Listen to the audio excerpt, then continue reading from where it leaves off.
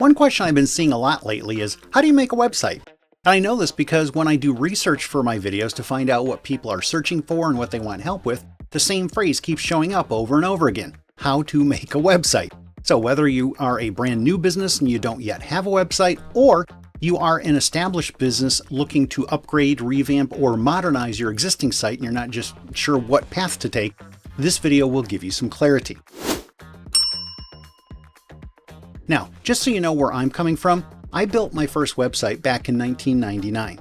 At that time, Google was only 1 year old, and your options for building a website were super limited. There was Microsoft Front Page. I used a program then called NetObjects Fusion, or if you were brave, you coded everything by hand using raw HTML and CSS. And in case you're wondering, yes, both Front Page and NetObjects are long gone. So yeah, I've been doing this for a while. So in today's video, I'm going to break things down into two parts. Part one is the tech, like what tools do you need? And then part two is the process. Once you have the tools, what do you actually do? And be sure to stick around to the end because I'll also answer another question that keeps coming up a lot lately, and that is, can or should you use AI to build your website? And the answer might surprise you. Now, last thing before we dive in, everything I'm sharing here today is simply what I use and what I currently recommend. This is not a deep philosophical debate about this tool versus that tool. That's a topic for a different day. Today's video is a practical 30,000-foot overview that answers the question, how do I make a website for my business? Okay, so let's start with the tech side of things. What tools do you actually need to build a website? This part's important because if you pick the wrong tools or just random ones that sound cool, you can waste a lot of time, money, and energy. So let's break this down step by step and I'll show you exactly what I use and what I recommend. First, let's talk about hosting. If you want to build a house, you need a piece of land to build it on. And if you want to build a website, you need a place for that website to live, and that's called hosting.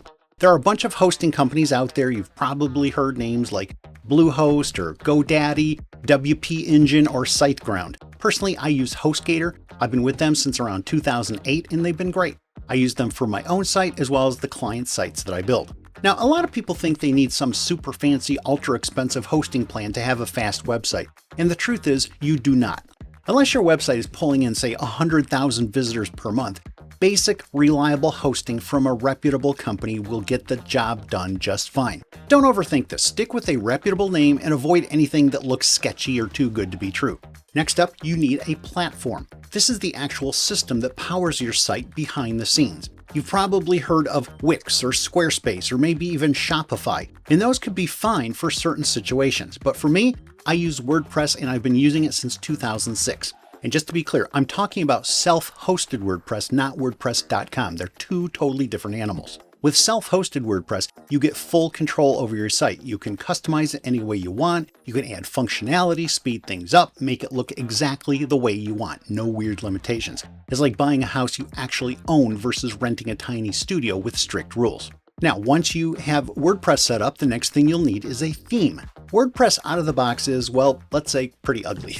Yes, technically it is a website, but it doesn't look like one. A theme basically is the outer shell or skin. It's the layout, the design, the style. It's what makes your site actually look like a website. Now, there are thousands of themes out there. The one I personally use is a custom setup I've built using Thrive Theme Builder. I've been using it exclusively for the past few years, and before that, I used themes from a company called StudioPress. But after they were bought out a few years ago and went in a direction I wasn't thrilled with, I switched. If I was not using Thrive, two other themes I'd strongly consider are Kadence and Astra. Both are flexible, fast, and beginner-friendly with large communities and great support.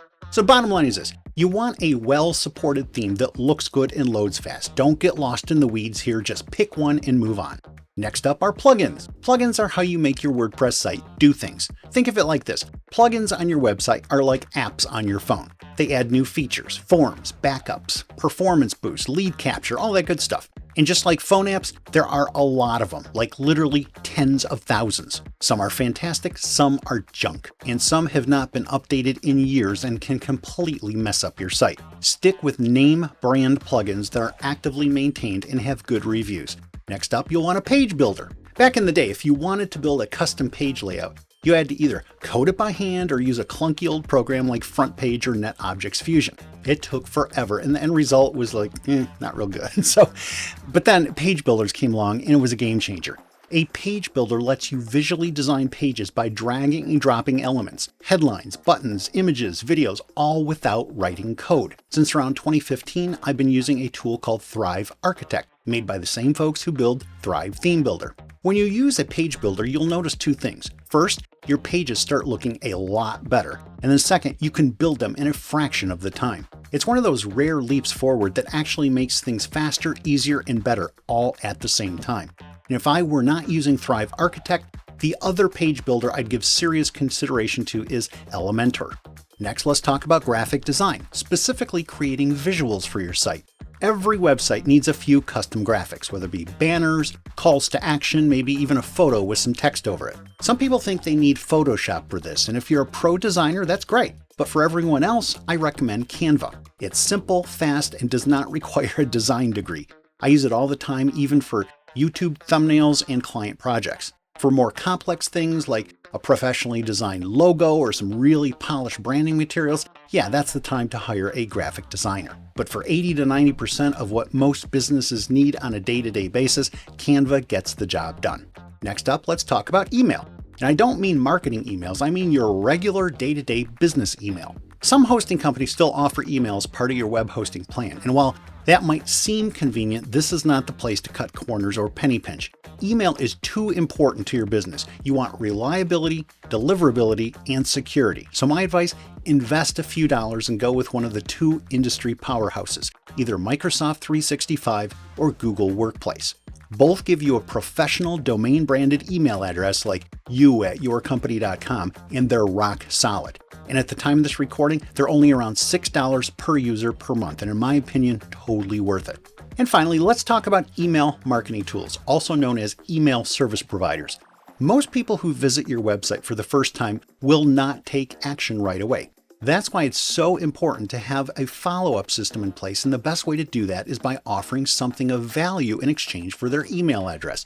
This is usually done through a lead magnet like a free download or a checklist or a video or a quiz or some other helpful resource that speaks to their problem or goal. Once they opt in, you'll need an email service provider to manage that list and send automated follow-up emails. I've personally been using Aweber since around 2008. It does everything I need to do and it's easy to work with.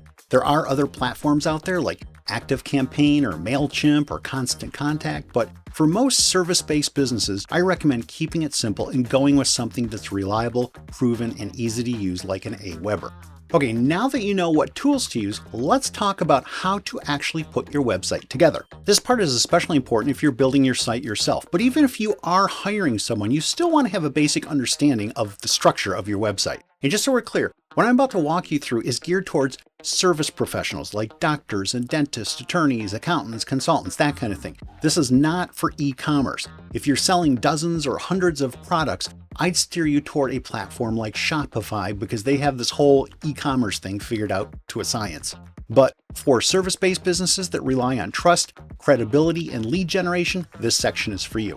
The first step in building your website is deciding what pages you need. There's no one-size-fits-all answer, but here are the core pages I include on just about every site I build for service professionals. First, the homepage.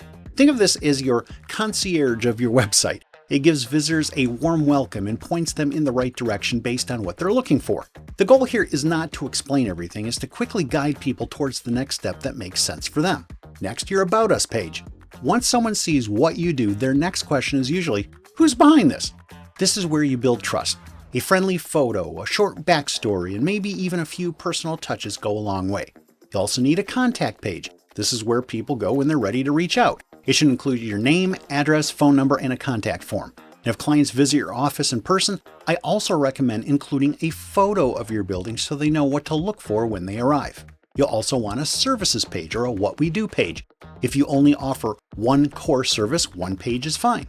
But if you offer 2, 3, or more core services, you might want to start with a general services overview page and then link to individual dedicated pages for each service offering. That way each page can speak directly to one specific solution. You also want a Work With Us page or Request a Consultation page. I usually separate this from my Contact Us page because a contact page is more general, and a Work With Us or Request a Free Consultation page usually includes a short form with some qualifying questions to help you understand what the visitor needs and to help them self-select if they're a good fit to work with you. It's also a good idea to have a portfolio or a case studies or a before and after page. This is where you show what kind of results you've delivered. It doesn't have to be fancy, just something that gives potential clients a sense of what they can expect when they work with you. You'll also want privacy policy and terms of use pages. They're not the most glamorous pages on your site, but they're often legally required, especially if you collect emails or run any kind of paid ad traffic. Next is a blog. Even if you're not a big writer, having a blog is a great way to show off your expertise and keep your site fresh. And it's also critical if you want to show up in search engines. If you want even a chance of showing up in Google, you need to feed it content, something it can actually latch onto. A blog helps you with that. Next are landing pages. Now these are optional, but if you're running ads or offering lead magnets, you'll want a few dedicated landing pages. These are focused, standalone pages designed to convert without distractions. Then testimonials. You can never have too many. You can add them to a dedicated testimonials page for sure, but also scatter them throughout your entire site. Drop one on your homepage, your about page, your services page, wherever someone might be asking, yeah, but can I trust these people? Then once you know what pages you need, the next question is, what should my site look like? And here's where a lot of people start to overthink it. They get stuck trying to invent some kind of groundbreaking design or make something that's never been done before. And honestly, that is the wrong approach, because here's the truth. People like websites that look and feel familiar. In the web development industry, there's something called Jacob's Law, which says users prefer your website to work the same way as all the other websites they already know. That means navigation near the top, a logo in the upper left corner, a clear headline near the top of each page, buttons that look like buttons. So instead of trying to reinvent the wheel, look at websites that already resonate with you, especially ones in your industry or space. Create a swipe file, just a simple folder or document where you save screenshots, links, or notes about layouts you like. You're not copying, you're collecting inspiration. And trust me, it is way easier to develop ideas by looking at sites that already exist than staring at a blank computer screen trying to come up with everything from scratch. Now, earlier in this video, I said I'd give you my take on whether or not you can or should use AI to build a website. And the short answer is yes and no, so let me explain. And I'm saying this as someone who actually uses AI. I've been using the paid version of ChatGPT since early 2023, pretty much since it came out, and I use it almost every single day. I've tested lots of AI tools and I'm fascinated by it, but when it comes to building a real website for your business, if you think all you have to do is press a button and boom, you have a beautiful functional lead generating website, no, that's not happening, at least not yet. Now yes, there are tools out there that say they can build a website with AI, and I've played around with them a little bit, but the results are usually pretty basic and not something I'd sign my name to. Now here's a true story. Just the other day, I was working on a redesign project for a client. We're using a new color palette, totally different from their old site, so I asked ChatGPT to help me generate some hex codes for the new colors. That part was fine. But I thought, I wonder if ChatGPT could actually show me how these colors might work together on a page. So I asked it if it could create a simple block diagram of a homepage using those colors. And oh, it did, and it looked pretty bad. So I gave it a little feedback and asked it to try again. Second attempt, even worse. So yeah, we've still got a ways to go when it comes to AI designing page layouts that look polished and professional. But there are two places where AI can be a huge help. First, writing website copy. This is probably the number one way I use AI in my own business and how I help clients. AI tools like ChatGPT are great at helping you generate ideas for headlines and subheadlines, draft body copy for your homepage or service pages, plan out your site structure, or even improve or clean up your existing writing. It won't be perfect right out of the gate, and you still need to review it for tone and accuracy, but it's a fantastic way to overcome writer's block and get the ball rolling. Also, AI is great for generating images. For the past few months, I've found myself using AI image generators more and more. While they're not perfect, the quality is definitely getting better all the time. AI can help you generate background images or illustrations, even photorealistic visuals, and it's especially useful when you can't find a stock image that fits exactly what you need. While AI probably isn't going to build your entire website just yet, it can definitely be a powerful tool in your toolbox, especially when it comes to content and creative assets. If you're curious about what AI tools are out there beyond just ChatGPT, I put together a video that highlights some of today's top AI tools for things like content creation, automation, productivity, and more. And apparently there's a lot of interest in this topic because it's currently the #1 most viewed video on my YouTube channel. And you can watch that video right here.